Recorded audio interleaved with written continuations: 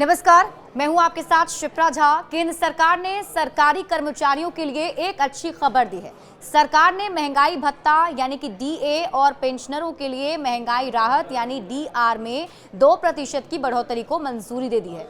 ये बढ़ोतरी 1 जनवरी से लागू होगी और इससे लगभग 48.66 लाख सरकारी कर्मचारियों और 66.55 लाख पेंशनरों को फायदा होगा। सरकार के अनुसार महंगाई भत्ता और महंगाई राहत में बढ़ोतरी से सरकारी खजाने पर हर साल करीब 6,614.04 करोड़ रुपए का अतिरिक्त बोझ पड़ेगा।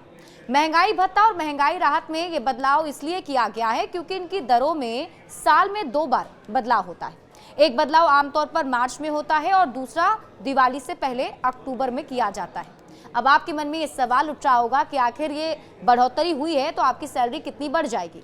देखिए, इस बार महंगाई भत्ते में 2% की बढ़ोतरी हुई है और ये बढ़ोतरी औद्योगिक श्रमिकों के लिए उपभोक्ता मूल्य सूचकांक के आधार पर महंगाई को ध्यान में रखकर की गई है। इस साल महंगाई पिछले साल के मुकाबले कम रही और पिछले साल अक्टूबर में महंगाई भत्ते में 3% और मार्च में 4% की बढ़ोतरी हुई थी। पिछले साल की अगर हम बात करें तो पिछले साल अक्टूबर में 3% की बढ़ोतरी के बाद महंगाई भत्ता बेसिक सैलरी का 53% हो गया था।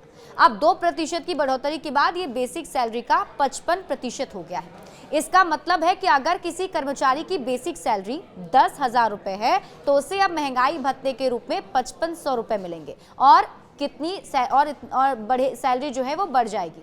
देखिए, सरकार ने 8वां वेतन आयोग भी बनाया है और इसे सरकार ने जनवरी में ही मंजूरी दे दी थी। ये आयोग सरकारी कर्मचारियों की सैलरी और भत्तों में बदलाव करने के बाद बनाया गया है। उम्मीद है कि जल्दी आयोग के अध्यक्ष और सदस्यों की नियुक्ति हो जाएगी। डीए और डीआर में बदलाव तो साल में 2 बार होता रहेगा, लेकिन ये शायद आखिरी बदलाव होगा क्योंकि इसके बाद आयोग अलग अलग लोगों से बात करके अपनी रिपोर्ट तैयार करेगा। कर्मचारी संगठन ये भी चाहते हैं कि डीए और डीआर को बेसिक सैलरी में मिला दिया जाए। उनका ये कहना है कि ऐसा करने से कर्मचारियों को ज्यादा फायदा मिलेगा। अगर हम पहले के नियम की बात करें, मतलब पहले क्या नियम था, तो उसके मुताबिक 5वें वेतन आयोग के समय ये नियम था कि जब डीए 50% से ज्यादा हो जाएगा तो उसे बेसिक सैलरी में मिला दिया जाएगा। सरकार ने साल 2004 में ऐसा भी किया था, लेकिन बाद में 6ठे और 7वें वेतन आयोग में इस नियम को बंद कर दिया गया। कर्मचारी संगठन चाहते हैं कि सरकार फिर से उसी नियम को लागू करे। उनका कहना है कि इससे कर्मचारियों को बहुत फायदा होगा। कर्मचारी ये चाहते हैं कि अगले वेतन आयोग की रिपोर्ट लागू होने से पहले डीए और डीआर को बेसिक सैलरी में मिला दिया जाए।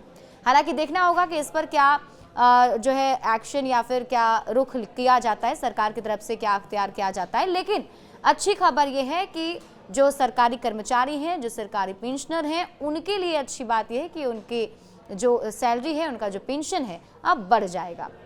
बड़े अपडेट्स के लिए आप जुड़े रहिए न्यूज़ 18 बिहार झारखंड के साथ।